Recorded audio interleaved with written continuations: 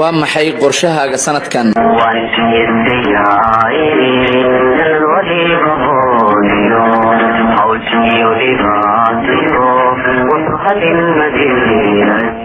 laba maalin oo qurax ayaa ka harsan sanadka cusub ee 2022 ma sheegi karo runtii da'da ku biiraysa adiga balse wali ma waxaad doonaysaa inaad sidii sanadkii hore salaadaha waqtigooda kadib mariso ama aad ka tagto wali ma waxaad doonaysaa in sidii sanadkii hore habeen walba aad dhafar micno darro ku jirtid wali ma waxaad doonaysaa inaad noqoto qof dhan walba loo jiidan karo ee aan aqoonin kelmadda maya wali ma waxaad doonaysaa in sidii sanadkii hore waxbarashada aad seegsee ku ahaato wali ma waxaad doonaysaa inaad maalin walba caado xun oo aad leedahay go'aan inta ka qaadato misana aad dib ugu soo laabato wali ma waxaad doonaysaa inaad xiriir jacayl jisho adiga oo aan guur diyaar u ahayn wali ma waxaad doonaysaa inaad bil walba shaqayso adiga oo aan wax kayd ah meel dhigan wali ma waxaad doonaysaa in dadka ka maqan aad xamato wali ma waxaad doonaysaa in qaab dhismeedka jirkaaga uu sidii baaqi kugu sii ahaado wali ma waxaad doonaysaa inaad go'aamadaada dadka la wadaagto kadibna aad ku guul dareysato runtii haddii sidaas aad doonayso da'da maahane wax kale kuma biirin dhammaan bedel wax waliba oo aan ku soo sheegay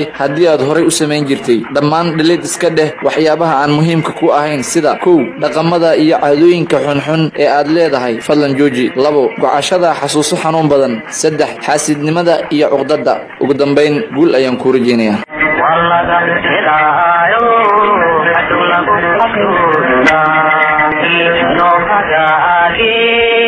والله